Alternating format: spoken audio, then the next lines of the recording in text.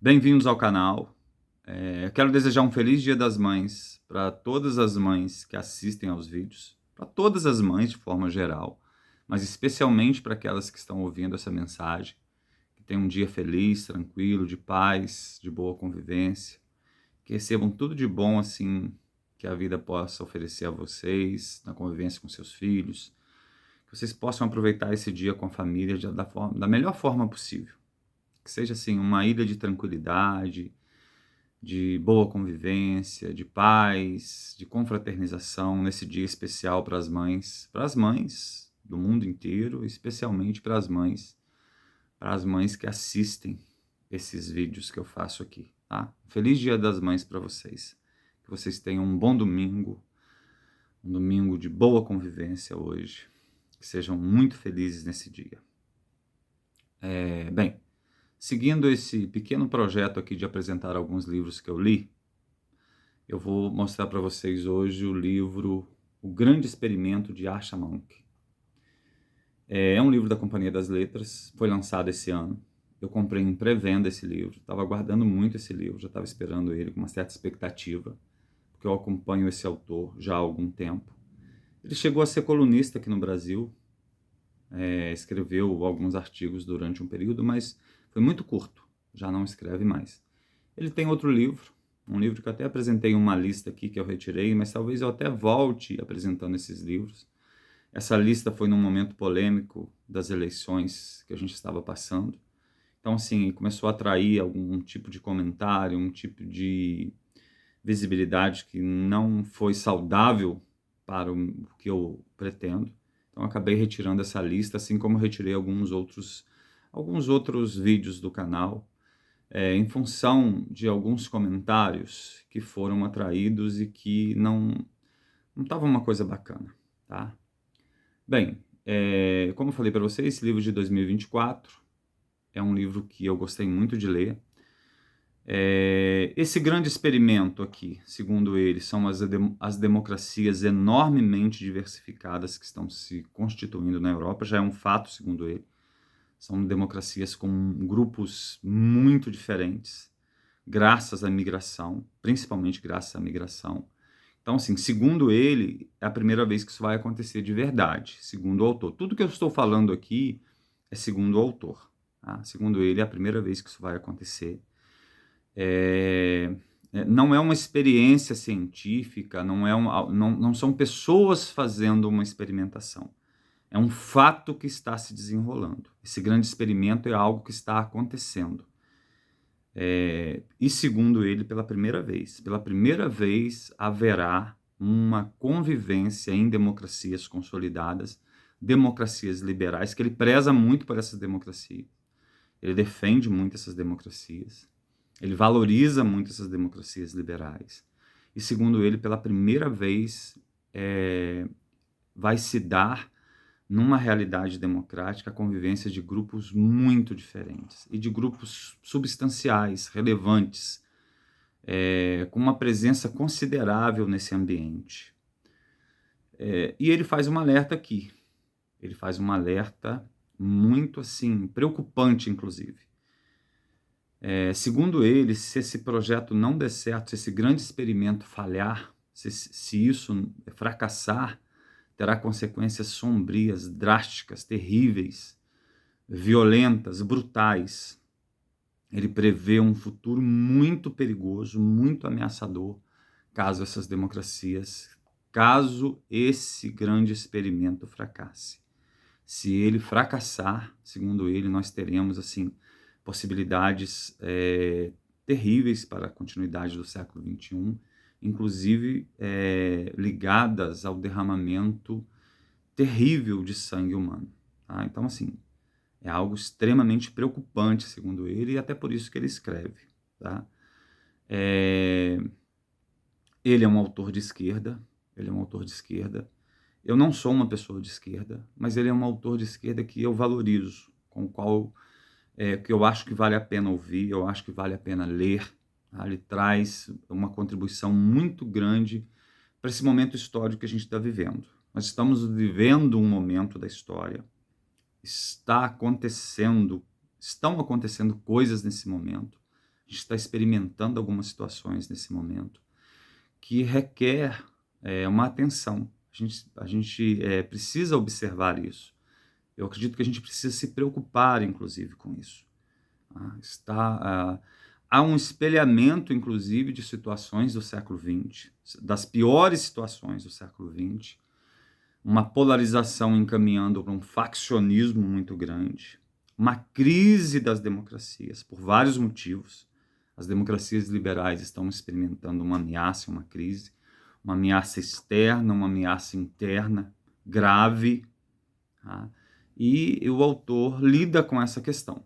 Então, eu vejo isso como algo muito importante para o debate, é muito importante para o debate contemporâneo, para o debate no mundo que a gente está inserido, o mundo que a gente está vivendo. Então, assim, contribui para a gente aprender um pouco mais dessa realidade, compreender um pouco mais dessa realidade, aumenta o nosso repertório. Eu já falei aqui, vou repetir para vocês, eu convivo com pessoas dos dois espectros políticos, por uma série de condições de convivência, familiares, profissionais, enfim, convivência da vida. E o que eu vejo é uma pobreza de repertório muito grande e um radicalismo cada vez mais acentuado. Pessoas se apegando a frases destacadas de determinados autores, transformando isso em verdades absolutas e repetindo isso até cansar, né? E que eu vejo como algo extremamente negativo. Bem, então o autor ele contribui alertando para essa situação, uma realidade um pouco diferente da nossa, mas que a gente está ligado diretamente a ela. Tá? A gente está ligado a ela por várias questões, porque aqui ele fala muito, mas fala muito mesmo da Europa e dos Estados Unidos. Ele fala dos dois.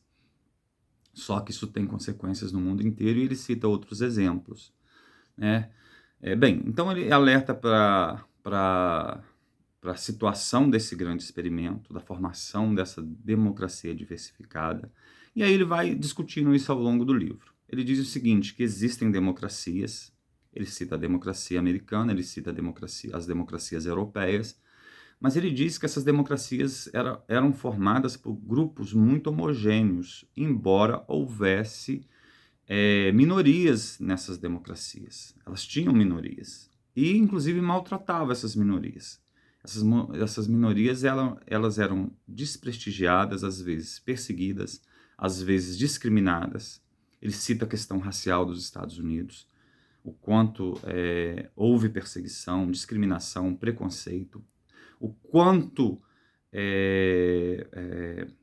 os descendentes afro-americanos foram prejudicados nos Estados Unidos, no sul dos Estados Unidos, com leis, com perseguições, enfim, com várias situações aqui. Ele coloca o dedo na ferida. E ele fala o seguinte, a presença de algumas minorias, elas estavam ali, às vezes, em alguns casos, elas nem eram explicitamente maltratadas, mas elas não faziam parte do jogo do poder. Em alguns casos, por exemplo, na Europa, elas eram minorias muito irrelevantes. Elas não tinham chances de chegar ao poder. Tá? Elas eram minorias irrelevantes. Então, eles eram grupos homogêneos que conviveram com diferenças e grupos diferentes que eram até rejeitados, mas que, em alguns casos, alguns foram até absorvidos. Ele cita o caso dos irlandeses, dos italianos nos Estados Unidos, que apesar também de terem passado por um processo de discriminação e rejeição, eles acabaram sendo absorvidos e integrados. Então ele fala, mas aí a gente tem um caso de sucesso dessa integração, mas pela primeira vez a gente tem muitas diferenças, muitos grupos diferentes, adquirindo um status cada vez maior de relevância dentro dessas democracias. E será que elas vão conseguir conviver? Será que esse projeto vai dar certo? O que vai acontecer? E aí ele alerta para os riscos que existem e para as situações que já aconteceram no mundo, né? A possibilidade da fragmentação, a possibilidade da desintegração dessas democracias, o risco da perseguição a grupos, perseguição hostil e violenta a grupos minoritários, que ele fala que também já aconteceu. Então aqui ele faz um alerta. E aí, assim, Eu vejo que os filmes de zumbis, as séries, a cultura pop de zumbi, dos mortos-vivos, né, dos The Walking Deads, que surgiram há alguns anos atrás, sei lá, 10, 15 anos atrás, se tornaram muito populares, elas foram um pouco proféticas dessas massas que não são exatamente zumbis, mas parecem sonâmbulos que a gente tem vivido hoje no planeta inteiro. E agora começa a haver uma preocupação, essa preocupação já sai do mundo acadêmico, essa preocupação ela sai de grupos radicais e começa a entrar na cultura pop. Inclusive tem um filme que conta com a participação de brasileiros. Esse filme estreou nos Estados Unidos, já estreou aqui no Brasil, que se chama literalmente Guerra Civil. Tá? Guerra Civil por quê? A cultura pop, principalmente o cinema, ele tende a perceber alguns sinais de comportamentos, alguns sinais de situações, e ele começa a falar sobre isso. Então, assim, a gente tem um filme, e aqui só para fazer uma comparação, a gente tem um filme que não fala mais de uma ameaça de alienígenas, de uma ameaça de um meteoro, de uma ameaça de um vírus mortal, um filme que fala agora de uma polarização desembocando num faccionismo brutal e violento. Tá? Então, o autor, de certa maneira, esse livro está conectado com essas questões. Tá? O filme Guerra Civil está conectado com uma preocupação que envolve muitas pessoas hoje no mundo. Por isso que eu acho que vale a pena essa leitura, vale a pena a leitura desse livro. Ele faz uma discussão muito profunda aqui. Tá? A gente tem é algo meio repetitivo que eu falo, mas a gente tem uma verdadeira aula aqui com esse livro. Esse livro é uma aula, tá? É uma aula que permite a gente aprender e ter acesso a algumas informações que a gente não teria se não lesse o livro.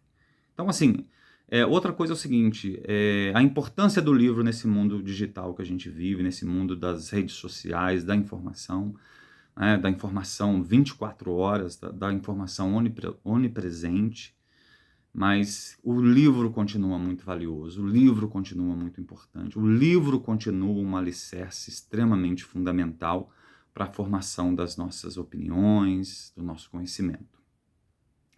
Bem, ele faz uma crítica à direita e à esquerda aqui, e eu acho isso assim, para mim isso foi muito revelador. Acho que pela primeira vez eu estou vendo um autor de esquerda fazer uma crítica lúcida. À direita ele faz, é claro, né? Inclusive por ser de esquerda, mas uma crítica à esquerda também. Então achei isso fundamental. Achei diferente, achei valioso. E aí, assim, aqui ele vai apontar os riscos dessa fragmentação, os riscos que já existem, ele vai citar exemplos. Ele vai citar exemplos de que existem maneiras de evitar essa fragmentação violenta. Inclusive, ele cita um caso da Índia, de conflitos, mais conflitos religiosos que aconteceram numa determinada região da Índia. E aí ele mostra que uma cidade, os conflitos foram muito mais brutais do que uma cidade vizinha que tinha os mesmos problemas. Os problemas eram muito semelhantes. Mas numa cidade vizinha, os conflitos foram muito mais brutais e resultaram em muitas mortes e muita violência, e no outro esses conflitos foram muito atenuados. E aí ele mostra a convivência, as associações entre as pessoas, o fato das pessoas poderem perceber que, apesar das diferenças que elas têm muitas semelhanças entre elas.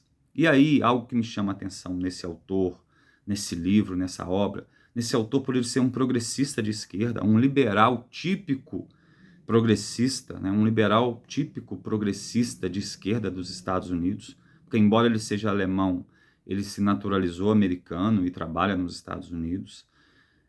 Me chamou a atenção o fato dele apontar para o patriotismo como uma das soluções.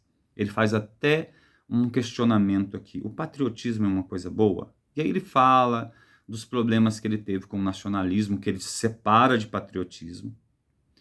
Ele fala dos problemas que ele teve, por ele ser judeu alemão, das perseguições que a família dele sofreu, né, que os parentes dele sofreram. Então, assim, o medo que a mãe dele tinha de multidões, o medo que ele tem dessa exaltação patriótica, do perigo disso.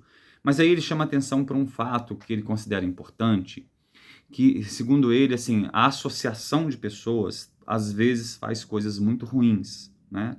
A associação de pessoas faz, às vezes, coisas ruins, mas ele diz que não só faz coisas ruins, ela também faz coisas boas. Isso parece óbvio, mas aqui ele está caminhando para mostrar algo que ele considera importante, que é o fato do patriotismo ser uma coisa boa. E me chamou a atenção por vir de uma pessoa de esquerda, como eu disse para vocês, corroborando isso aqui, enfatizando isso aqui, né? Mas, enfim, ele considera o patriotismo uma coisa boa e acha que um patriotismo saudável, um patriotismo bem trabalhado, né? Ele coloca algumas ressalvas, mas, enfim, ele aponta para o patriotismo. E ele vai dizer o seguinte, que esse patriotismo ele mostra muito mais semelhanças que a gente tem do que diferenças. E ele vai dizer o seguinte, nenhuma ideologia, e aí é onde ele faz uma crítica à esquerda, nenhuma ideologia que queira ter relevância e validade, ela vai prosperar se ela fica criticando o próprio país. Se você fica criticando o seu país, as suas instituições, você não vai ter apoio das pessoas, ou não vai ter apoio de um grupo muito importante das pessoas. Então aqui ele faz meio que uma autocrítica também da própria esquerda, por ser um membro da esquerda. E ele diz o seguinte, o sucesso das democracias liberais, inclusive, dos países, ele tem que estar assentado naquilo que une as pessoas. Você tem que dar uma ênfase naquilo que une. Então, assim, antes de você ser de uma determinada orientação sexual, antes de você ser de uma determinada etnia, antes de você ser de uma determinada religião, você é brasileiro, por exemplo, né? Estou falando aqui para o nosso caso. Então, assim, a gente tem muitas diferenças, mas a gente tem um ponto em comum que precisa ser valorizado. Esse ponto em comum precisa ser valorizado para que possa dar certo. A gente precisa apostar nas coisas boas de cada país, de cada pátria. A gente precisa valorizar isso. É a chance que a gente tem de não cair numa anarquia estruturada. Ele vai dizer uma anarquia estruturada, que é a formação de vários grupos. Tem um outro autor que usa um exemplo dessa confusão na qual os países podem degenerar, né? Podem acabar. Então ele vai dizer assim, olha, há um risco de anarquia estruturada, há um risco de fragmentação profunda, e quais os remédios para isso? Um é o patriotismo. Tá? Um patriotismo... aí ele coloca umas ressalvas, como eu disse para vocês, por ser uma pessoa de esquerda e tudo mais, mas esse reconhecimento aqui eu acho que é muito importante, é fundamental. Tá? Ele faz uma crítica à direita radical, que não quer aceitar os imigrantes, que não quer conviver com essas diferenças culturais, quer expulsar esses imigrantes, que aposta nessa expulsão, que defende teorias conspiratórias da grande substituição, por exemplo. Então ele diz, olha, esse não é o caminho. E ele, embora ele não cite nominalmente, ele faz uma crítica muito profunda ao movimento que fora do Brasil ficou conhecido como woke, e aqui a gente conheceu como identitarismo. Ele critica profundamente o identitarismo. Porque ele diz o seguinte, esses identitários da esquerda hoje, eles apostam em características inerentes à pessoa e impossibilitam qualquer convivência e qualquer diálogo. A partir do momento que você é identificado como uma pessoa branca, por exemplo, você se torna um criminoso, uma pessoa com pecados e falhas que estão além da redenção, né? E essa identidade colocada acima de pontos de identificação, de pontos de semelhança, de pontos de união. Então ele faz uma crítica muito profunda ao movimento woke, que a gente conhece como identitarismo, que é um movimento, aqui nesse caso especificamente de esquerda. Existem identitários de direita também, mas isso é uma outra questão, ele não vai chamar atenção para isso aqui.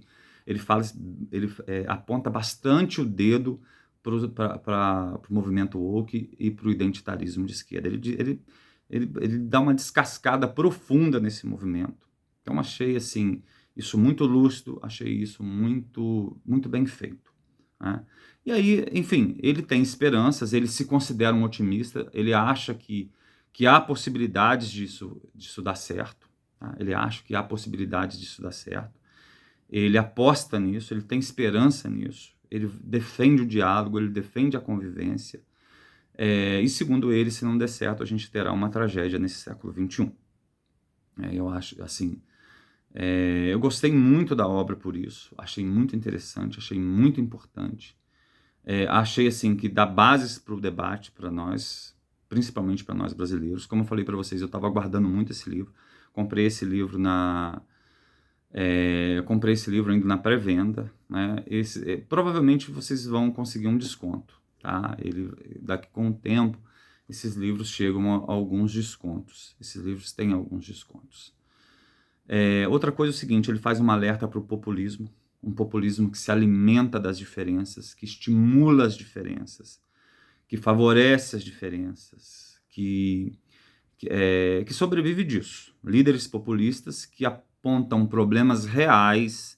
E aí outra coisa importante aqui, ele diz o seguinte, esses populistas não surgem num vácuo, eles surgem lidando com problemas reais que às vezes os acadêmicos, os líderes políticos não querem ver. Eles não querem ver esses problemas e acabam deixando para esses líderes populistas se alimentarem disso, estimulando a fragmentação, a divisão, o sectarismo, a destruição.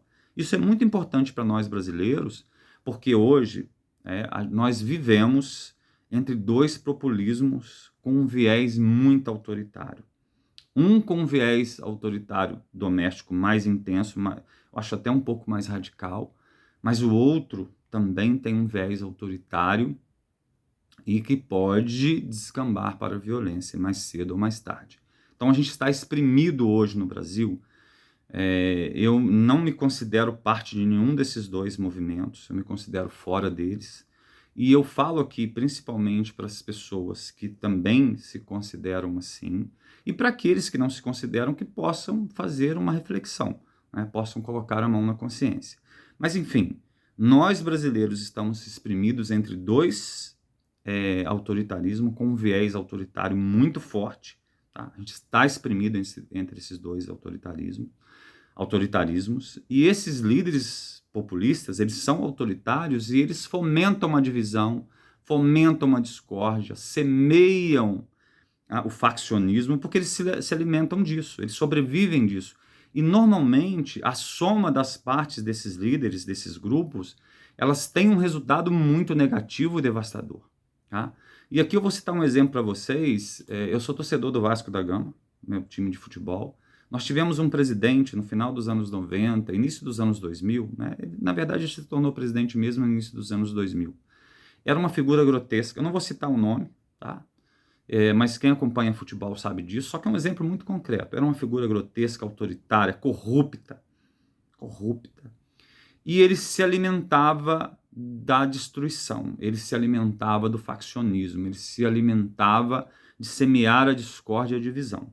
Então, embora meu time esteja entre os, sei lá, vamos botar os 5 primeiros do Brasil, né? Vinha participando de maneira competindo entre os grandes do Brasil, essa figura deixou uma terra arrasada lá, ele destruiu tudo, ele acabou com tudo, ele deixou uma divisão radical entre as pessoas, ele dividiu, ele semeou ódio, discórdia, briga, conflito, destruiu o patrimônio, ele fez uma terra arrasada. Hoje, 25 anos depois, a gente não se recuperou e não vejo caminho para a gente se recuperar, porque fruto da mão dele. É claro que sim, ele já morreu, ele não está lá mais, mas ele deixou essa herança terrível para nós. E assim são os líderes populistas. Hoje nós temos dois aqui no Brasil muito importantes.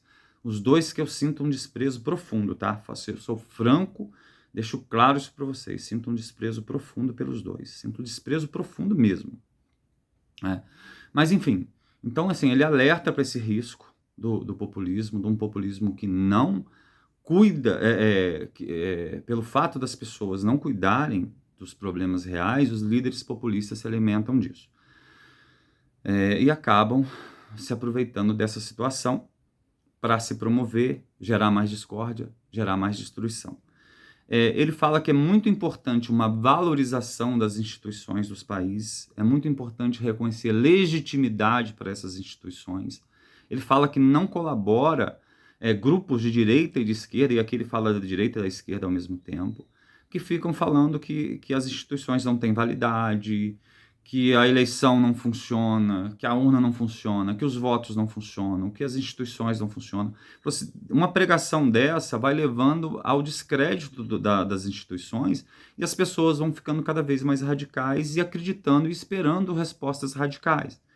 Então é preciso que haja uma legitimidade do Estado e das instituições do Estado. É preciso que a crítica, que os críticos sejam assegurados, seja assegurada aos críticos a possibilidade de criticar, de contestar, apontar os erros, isso para ele é fundamental, mas é preciso que se reconheça uma legitimidade das instituições, né? O grande risco é quando as pessoas deixam de acreditar. Quando as pessoas deixam de acreditar, a gente está sob um grande risco. E aí, assim, a corrupção das nossas lideranças.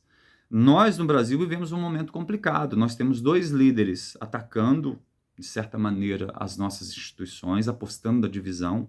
Nós temos uma liderança completamente desconectada com a realidade, desconectada, que está se banhando na corrupção, né? Promovendo altos salários, privilégios, assim, que gera na população um sentimento muito amargo de abandono.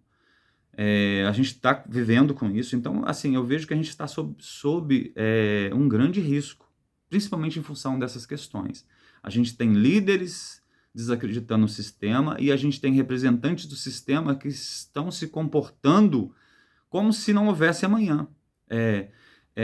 Pegando todas as benesses e os frutos para eles, promovendo salários gigantescos, viagens, passeios, verbas, corrupção à torto e à direito, perdão de corrupção de empresas. E assim, toda vez que algumas pessoas vão criticar, todas as vezes que a gente faz críticas, é como se a gente não quisesse a democracia, estão misturando as coisas, como se a gente estivesse atacando a democracia. Algumas pessoas, representantes dessas instituições, elas estão se escondendo por trás do valor das instituições para se beneficiar de privilégios inadmissíveis num país com muitos problemas como é o Brasil. Então, assim, a gente vive num risco muito grande. Nós temos muitos problemas e nós temos lideranças que umas não estão completamente deslumbradas com o poder, privilégio e dinheiro, e outras estão atacando o sistema, apostando em mais divisão. Só para concluir, ele fala aqui o seguinte, da importância do Estado, de um Estado que deve garantir às pessoas, principalmente na Europa, as escolhas familiares que elas fazem, as escolhas religiosas que elas fazem. Ele diz que é muito importante que o Estado reconheça isso. Agora, a religião, e aqui me parece que ele está voltado especificamente para uma religião na Europa, tá? A religião e os costumes familiares não podem ser uma gaiola de normas, e aqui ele está se referindo ao livro Corredor Estreito. A família e a religião não pode ser uma gaiola de normas que vá tolher as escolhas, as possibilidades de desenvolvimento das pessoas. Por exemplo, não pode haver uma gaiola de normas, não pode haver um relativismo cultural que permita que regras religiosas e familiares impeça, por exemplo, as mulheres de trabalhar, impeça as mulheres de estudar, que obrigue determinada vestimenta às mulheres, que impeça a liberdade de escolhas dentro de uma determinada orientação sexual, que traga punição para as pessoas por causa disso. Ele falou, não, isso é inadmissível. Tá? Então, assim, eu acho que isso aqui, gente, é uma pequena visão do livro. Para a gente ter uma visão completa, nós precisamos ler, né? Lendo, a gente tem uma visão maior, a gente observa outros pontos que a gente considera mais interessantes. Então, assim, é a minha visão do livro, a minha visão da obra, que eu acho muito importante. Estou trazendo para vocês aqui porque eu não trouxe nenhuma resenha de romance. Estou lendo um romance para fazer resenha aqui para o canal. Tá? Assim que eu terminar, eu vou fazer uma resenha desse romance. Eu estou vivendo uma logística meio complicada aqui na minha casa, porque eu tenho 2 filhos morando fora, cada um mora em uma cidade diferente. Então, assim, a gente tem a correria do meio de semana, do trabalho no meio da semana. Nem trabalho tanto assim não, tá? Não sou aquela pessoa afogada no trabalho, mas trabalho. Tenho que cuidar de algumas coisas, sou professor de escola pública, tenho uma pequena produção de café, então assim, fico aqui me mexendo no meio dessas questões. E aí, num Dia das Mães, por exemplo, normalmente meus filhos vêm e aí a gente tem que adotar uma logística para levar um até um ponto de ônibus, para levar outro até a cidade onde ele mora, enfim. A gente tem que se adaptar a essas questões. Então, há uma pequena correria. Nós trabalhamos, temos uma vida pessoal assim, mais ou menos tranquila, não é nada intensa, é tudo muito tranquilo, principalmente aqui onde eu moro.